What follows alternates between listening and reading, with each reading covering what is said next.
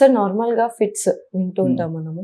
So, చిన్న పిల్లల కాడ నుంచే ఫిట్స్ అనేది వస్తుంటది. కొంతమంది కొంత ఏజ్ వచ్చాక వస్తూ ఉంటది. హ్మ్. అసలు ఫిట్స్ రావడానికి మెయిన్ రీజన్ ఏంటి సార్?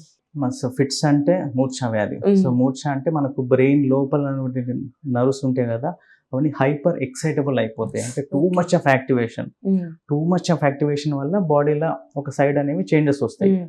అవి మూమెంట్స్ వల్ల రావచ్చు, లేకపోతే సెన్సేషన్ ఒక సైడ్ వల్ల ఓకే. రావచ్చు.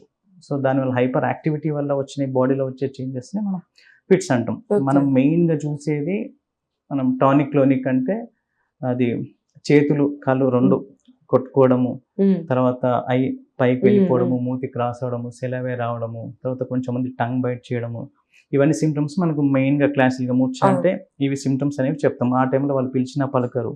సో జనరల్గా ఆ మూమెంట్స్ అన్ని కూడా ఓన్లీ 1 మినిట్ వరకే ఉంటుంది. సో 1 మినిట్ తర్వాత డల్ అయిపోతారు, బ్రెయిన్ కొంచెం డల్ అయిపోతుంది. సో అలా ఒక కొన్ని మినిట్స్ ఉంటుంది, ఆ తర్వాత నార్మల్ అయిపోతుంటారు. సో వీటికి రీజన్ చాలా ఉంటాయి. అంటే చిన్నపిల్లల రీజన్స్ వేరే ఉంటాయి, తర్వాత పెద్దవాళ్ళ రీజన్స్ వేరే ఉంటాయి. మెయిన్గా చిన్నపిల్లలు తీసుకుంటే కామన్గా చూసేది ఫెబ్రైల్ సీజర్స్. అంటే ఫీవర్లో వస్తుంటుంది కొంచెంమందికి. అప్ టు 6 months నుంచి 3 years 6 years వరకు ఫీవర్ టెంపరేచర్ 100 పైన ఉందనుకోండి, వాళ్ళకు బ్రెయిన్ యాక్టివిటీ ఎక్కువ అయిపోయి సీజర్స్ అనేవి ఫిట్స్ అనేవి వస్తుంటాయి. అది కామన్. సో అలాంటి వాటిలో మనం కంటిన్యూగా మెడికేషన్స్ అవసరం లేదు. ఆ టైంలో టెంపరేచర్ కంట్రోల్ చేస్తూ, ఇన్ఫెక్షన్ కంట్రోల్ చేస్తూ, జస్ట్ ఒక డ్రగ్ 2 to 3 days ఫిట్స్కి సంబంధించిన డ్రగ్ ఇస్తే సరిపోతుంది, ఈజ్ ఎనఫ్. కానీ కొంతమందికి ఆ ఫిట్స్ అనేది ఫ్యూచర్లో కూడా పెద్దవాళ్ళనంతా కూడా వచ్చే ఛాన్సెస్ ఉంటుంది. అప్పుడు వాళ్ళకి మెడికేషన్స్ అవసరం పడతాయి. తర్వాత యంగ్ పేషెంట్స్లో ఇంకా జెనెటిక్ చూస్తూ ఉంటాం.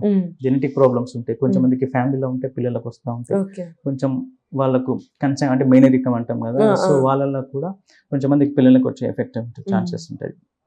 దాంతోపాటుగా చిన్నపిల్లల కొంచెం ట్యూమర్స్, వెనక సైడ్ కొన్నిసార్లు ట్యూమర్స్ ఉంటాయి. తర్వాత కొన్ని blood vessel abnormal growth connections అవి ఉండి దాంట్లో బ్లీడ్ అయిపోయి అలా వచ్చే ఛాన్సెస్ ఉంటుంది. సో కొంచెం మందికి ఏం రీజన్ లేకున్నా కూడా రావచ్చు, అంటే ఇడియోపతిక్ అంటాం. సో రీజన్ లేకుండా కూడా కొంచెం మందికి ఫిట్స్ రావచ్చు. బట్ అదే పెద్దవాళ్ళని అనుకోండి, వాళ్ళకి ట్యూమర్స్ వచ్చే ఛాన్సెస్ ఉంటుంది. తర్వాత ట్రామా, హెడ్ ఇంజురీస్ అవుతుంటాయి. ఎందుకంటే ఏజ్డ్ వాళ్ళల్లో వాళ్ళకు బీపీ, షుగర్స్ ఉంటాయి. తర్వాత కొంచెం మంది బ్లడ్ థిన్నర్స్ అవి యూజ్ చేస్తుంటారు, హార్ట్ ప్రాబ్లమ్స్, బ్రెయిన్ స్ట్రోక్ వల్ల. సో వాళ్ళు ఏదైనా హిట్ అయినప్పుడు తల లోపల బ్లీడ్ అయ్యే ఛాన్సెస్ ఉంటుంది. ఆ బ్లీడ్ స్లోగా పెరిగి ఫిట్స్ రీజన్ వచ్చే ఛాన్సెస్ ఉంటుంది. తర్వాత స్ట్రోక్స్ ఉంటాయి వాళ్ళకు. హార్ట్ ప్రాబ్లమ్స్ వచ్చినప్పుడు కొన్నిసార్లు క్లాట్స్ బ్రెయిన్కి వెళ్ళిపోయి మల్టిపుల్ ఏరియాస్ ఇన్వాల్వ్ అయినప్పుడు వాళ్ళకు ఫిట్స్ అనేవి రావచ్చు. అట్లా సో రీజన్స్ రెండింటికి వేరే ఉంటాయి. కానీ ఫస్ట్ ఐడెంటిఫై చేయాలా. సో ఐడెంటిఫై చేసిన తర్వాత మెడికేషన్స్ యూజ్ చేయాలి. మెడికేషన్స్ అది ఎంతకాలం ఎలా ఇవ్వాలి, ఎంతకాలం ఇవ్వాలి అనేది డిపెండింగ్ ఆన్ కండిషన్ని బట్టి, దాని స్కాన్ బట్టి, తర్వాత ఏజ్ని బట్టి, వాళ్ళ ఏజ్ని బట్టి మేలా ఫీమేలా, సో దాన్ని బట్టి మనం డిసైడ్ చేస్తాం. ఓకే, అంటే male and female treatment process అనేది డిఫరెన్స్ ఉంది. ఎందుకంటే కొన్ని డ్రగ్స్ వల్ల కొంతమంది గర్భాశయంలో కొన్ని ప్రాబ్లమ్స్ అనేవి వస్తుంటాయి. సో కాబట్టి కొంత యంగ్ గర్ల్స్కి కొన్ని మెడికేషన్స్ అనేవి ఇవ్వలేము. తర్వాత కొన్నిసార్లు సైడ్ ఎఫెక్ట్స్ ఉంటాయి. కొంతమంది హార్ట్ ప్రాబ్లమ్స్ ఉంటాయి, సో కొన్ని మెడికేషన్స్ ఇవ్వలేము. కొంతమందికి లివర్ ప్రాబ్లమ్స్ ఉంటాయి, కొన్ని మెడికేషన్స్ ఇవ్వలేము. అలా సో కండిషన్ బట్టి చూస్తుంటాం. సో యంగ్ గర్ల్స్లా, బాయ్స్లా కొన్ని మెడికేషన్స్ అనేవి డిఫరెంట్స్ ఉంటాయి. సో నార్మల్గా ఇది మరి కంప్లైంట్ చాలా తక్కువ అని అనుకుంటున్నాను నేనైతే. కాళ్ళు కొంగర్లు పోతూ ఉంటాయి, చేతులు అంటే వంకర్లు తిరుగుతుంటాయి, కాళ్ళు కూడా పడుకున్నప్పుడు ఫింగర్స్ అనేది వంకర వెళ్ళిపోవడం అలా జరుగుతూ ఉంటుంది. దానికి మెయిన్ రీజన్స్ ఏమై ఉంటాయి సార్? దీని ఏంటంటే మనకు మజిల్ అబ్నార్మల్ కంట్రాక్షన్ వల్ల చేయి కానీ కాలు కానీ తిరుగుతూ ఉంటుంది. అది 2 రకాలు ఉంటుంది. ఒకటి పెయిన్ఫుల్ మజిల్ కంట్రాక్షన్, సో దాన్ని క్రాంప్స్ అంటాం. ఓకే, ఆ టైంలో జనరల్గా చూసేది కాఫ్, పిక్కలు అంటాం కదా. సో అవి పట్టేస్తాయి, నిద్రలో పట్టేస్తాయి. టైట్ గా పట్టేయడం వల్ల కాల్ అంతా కూడా ఇట్లా క్రాస్ అయిపోతుంది. సో దానివల్ల సివియర్ పెయిన్ వస్తుంది. సో దాని నుంచి వాళ్ళు మేలుకు కూడా వస్తూ ఉంటుంది. దాన్ని క్రాంప్స్ అంటాం. ఇంకా కొంచెం మందికి ఏంటంటే జస్ట్ ఓన్లీ ఇట్లా క్రాస్ అయిపోతుంది అంతే, బట్ పెయిన్ ఉండదు. సో దాన్ని స్పాజమ్ అంటాం. అట్లా సో వీటికి మనకు కొన్ని రకాల రీజన్స్ ఉంటాయి అట్లా. సో ఇప్పుడు డిహైడ్రేషన్, మెయిన్గా చూసేది డిహైడ్రేషన్. సో కొంచెం మందికి వాటర్ సరిగ్గా తీసుకోరు, దానివల్ల వస్తుంటుంది. తర్వాత వామిటింగ్స్ కానీ, లూజ్ మోషన్స్ అనుకోండి. సో వాళ్ళు ఏంటంటే కొన్ని కెమికల్ ఇంబ్యాలెన్స్ ఉంటుంది. అట్లా పొటాషియం తగ్గిన, సోడియం అప్ అండ్ డౌన్ అయినా, కాల్షియం తేడా వచ్చినా, మెగ్నీషియం తగ్గిన, ఇవి చూస్తుంటాం. సో కొంచెం మందికి థైరాయిడ్ ప్రాబ్లమ్స్ వల్ల వస్తుంటుంది. కొంచెం మందికి sugar up and down, so high లో అయినప్పుడు కూడా వస్తుంటుంది. కొంచెం మందికి ఎక్సెసివ్ బాగా strain, physical activity too much of exercise చేసినప్పుడు కూడా ఆ మజిల్ అనేది కంట్రాక్షన్ వచ్చేసి స్పాజంలోకి వెళ్ళిపోతుంటుంది. తర్వాత కొంచెం మందికి ప్రెగ్నెన్సీలా చూస్తుంటాం క్రాంప్స్. కొన్ని మెడికల్ కండిషన్స్ ఉన్నాయి, పార్కిన్సన్స్ అని, ఏఎల్ఎస్ అని చెప్పేసి అలా కొన్ని మెడికల్ కండిషన్స్లో కూడా మనం క్రాంప్స్ అనేవి చూస్తుంటాం ఓకే. అట్లా. సో ఇది క్రాంప్స్ మనకు అంటే ఫిజియోలాజికలా, లేకపోతే ఏదైనా మెటబాలిక్ ప్రాబ్లం ఉందా, లేకపోతే ఏదైనా ఇంకేదైనా న్యూరలాజికల్ ప్రాబ్లం ఉందా అనేది చెక్ చేసుకోవాలి. సో దాన్ని బట్టి మనం దాన్ని కరెక్ట్ చేసుకుంటే సెట్ అయిపోతుంది. అంటే ఫస్ట్ ప్రాపర్ హైడ్రేషన్ అనేది మెయింటైన్ చేయాలి. ఇప్పుడు క్రాంప్స్ వచ్చింది అనుకోండి, ఇప్పుడు పాదం ఇట్లా కిందికి వెళ్ళిపోయింది అనుకోండి, స్లోగా పాదం ఎక్స్చేంజ్ చేస్తే చాలా మటుకు ఆటోమేటిక్గా తగ్గిపోతుంది. బట్ ఇలానే ఉంటే ఆ పెయిన్ అనేది ట్రిగ్గర్ అవుతుంటుంది. బట్ ఎప్పుడు కూడా ఆ cramps hardly few seconds to మినిట్సే ఉంటుంది, ఆ తర్వాత ఆటోమేటిక్గా సెట్ అయిపోతుంది.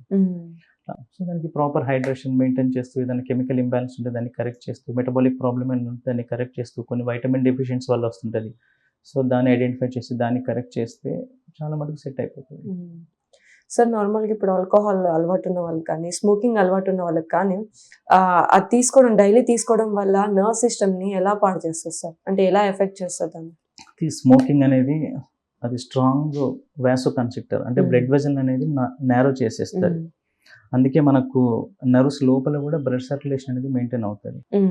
ఓకే. సో ఆ బ్లడ్ వెజల్ అనేది బ్లాక్ చేయడం వల్ల ఆ నర్వ్స్కు బ్లడ్ సర్క్యులేషన్ అనేది తగ్గిపోతుంది. సో తగ్గిపోయినప్పుడు అది డ్యామేజ్ అయిపోతుంది. సో డ్యామేజ్ అయినప్పుడు మనకు సిమ్టమ్స్ వస్తాయి. ఫస్ట్ పాజిటివ్ సిమ్టమ్స్ వస్తాయి, అంటే టింగ్లింగ్ కానివ్వండి, బర్నింగ్ కానివ్వండి, ప్రికింగ్ కానివ్వండి, ఇలాంటి సిమ్టమ్స్ వస్తాయి. ఆ తర్వాత స్లోగా నంబ్ అయిపోతుంది, ఆ పార్ట్ నంబ్ అయిపోయి అడుగులు తడబడము, చెప్పులు జారిపోవడం ఇలా వస్తుంటుంది. తర్వాత ఈవెన్ ఆల్కహాలిక్ కూడా direct toxicity to the nervous system అట్లా. సో దానివల్ల నర్వ్స్ పైన ఉన్న లేయర్ అనేది డ్యామేజ్ అయిపోతుంటుంది, దాని లోపల ఉన్న యాక్సన్ అనేది డ్యామేజ్ అయిపోతుంటుంది. So direct alcohol direct toxic. So దాంతో పాటుగా ఆల్కహాల్ కొన్నిసార్లు లివర్ ఎఫెక్ట్ చేస్తుంటుంది. సో దాని నుంచి కొన్ని విష పదార్థాలు బయటకు వచ్చేసి దాన్ని ఎఫెక్ట్ చేస్తుంటుంది అట్లా. Last and final question sir, so healthy nervous system maintain చేయాలంటే ఎటువంటి జాగ్రత్తలు తీసుకోవాలి సార్?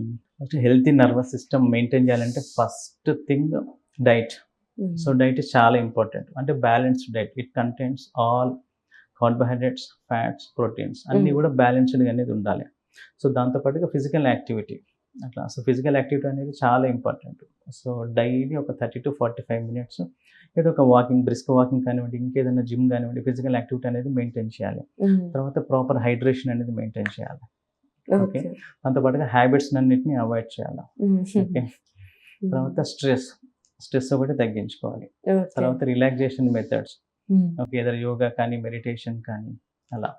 తర్వాత పోస్చర్స్, ఇప్పుడు కొంచెం మందికి సాఫ్ట్వేర్ వాళ్ళు అనుకోండి అవర్స్ టుగెదర్ కూర్చుంటా ఉంటారు. సో దానివల్ల చాలా రకాల డిస్క్ ప్రాబ్లమ్స్ వస్తుంటాయి. ఎక్కువసేపు సిట్టింగ్ కంటిన్యూస్గా ఒక 6 hours కానివ్వండి, 7 hours కానివ్వండి కంప్యూటర్ మీద, సిస్టమ్ మీద అట్లా కూర్చున్నప్పుడు వాళ్ళకి నెక్ ప్రాబ్లమ్స్ వస్తుంటాయి. తర్వాత మన స్పైన్ డిస్క్ ప్రాబ్లమ్స్, లంబర్ దగ్గర డిస్క్ బల్జెస్ వచ్చేసి ఆ నెక్ పెయిన్, రేడియేటింగ్ పెయిన్స్, తర్వాత లంబార్ పెయిన్స్, అక్కడ నుంచి షియాటికా పెయిన్స్, ఇవన్నీ కూడా యాడ్ అవుతూ ఉంటాయి అట్లా. సో కాబట్టి మనం పోస్చర్ చేసే యాక్టివిటీ కూడా ఏదైనా మధ్యలో బ్రేక్ ఇవ్వాలా. ఇప్పుడు 20 minutesకు 20 seconds బ్రేక్ ఇవ్వాలా.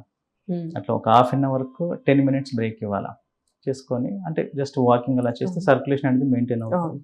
సో దాంతోపాటుగా నెక్ స్ట్రెచింగ్ ఎక్సర్సైజ్లు అవి చేసుకోవాలి. సో ఏదైనా కూడా proper food, physical activity, relaxation methods, తర్వాత స్ట్రెస్ అవాయిడ్ చేయడం, తర్వాత ఏదైనా రిస్క్ ఫ్యాక్టర్స్ వచ్చినాయి అనుకోండి, హైపర్ టెన్షన్, డయాబెటిక్ అలాంటివి, సో అవన్నీ కంట్రోల్ చేస్తూ మెయింటైన్ చేస్తే ప్రాపర్. సార్ ఒక చిన్న డౌట్, నార్మల్ గా మైగ్రేన్ వస్తే టాబ్లెట్ వేసుకుంటే రిలీఫ్ ఇస్తుంది, ఆర్ ఎల్స్ లైట్స్ అన్ని ఆఫ్ చేసుకుని కొద్దిసేపు పడుకుంటే రిలీఫ్ ఇస్తుంది. బట్ ఒక యాడ్ చూస్తాం కదా సార్, మైగ్రేన్ వస్తే ఈ క్యాప్ పెట్టుకుంటే మీకు హెడేక్ తగ్గుద్ది అని చెప్పేసి మైగ్రేన్ క్యాప్ అని ఒకటి వస్తుంది, రబ్బర్ ఉన్నట్టుంటుంది, లైక్ దాన్ని ఫ్రిడ్జ్ లో పెట్టుకుని కొంచెం సేపు తలకి పెట్టుకుంటే మైగ్రేన్ అనేది రిలీఫ్ ఇస్తుంది అని చెప్పేసి అంటూ ఉంటారు. సో అంటే నిజంగా కోల్డ్ వాటర్ తో ఫేస్ వాష్ చేసుకున్నా, లేకపోతే కోల్డ్ క్యాప్ పెట్టుకున్నా కానీ మైగ్రేన్ అనేది నిజంగా రిలీఫ్ ఇస్తుందా సార్? ఉండొచ్చు. అదొక రిలాక్సేషన్ మెథడ్స్. మెయిన్ ఏంటంటే మైగ్రేన్ పెరగడానికి రీజన్ ఫస్ట్ లైట్, తర్వాత సౌండ్, తర్వాత హీట్ ఎన్విరాన్మెంట్ అట్లా. సో కాబట్టి మోస్ట్లీ మీకు క్యాప్ పెట్టుకుంటే ఆ లైట్ ఫోకస్ అనేది తగ్గొచ్చు. తర్వాత కూల్నెస్ వల్ల కొంచెం బ్రెయిన్ ఏంటంటే కొన్నిసార్లు వ్యాసో అదేంటిది మన పల్సేటింగ్ క్వాలిటీ అలా ఉంటుంది, అది బయట కూడా వ్యాసో డైలటేషన్ అలా అవుతుంటుంది, లోపల వ్యాసో కన్స్ట్రిక్షన్ అలా అవుతుంటుంది. మేబీ దానివల్ల ఏదైనా కొంచెం డైలటేషన్ అనేది కొంచెం తగ్గొచ్చు. ఓకే, లైట్ ఫోకస్ తగ్గొచ్చు, సౌండ్స్ తగ్గొచ్చు, ఆ కూల్నెస్ వల్ల mostly they get relief. Okay. Okay. Thank you so much sir.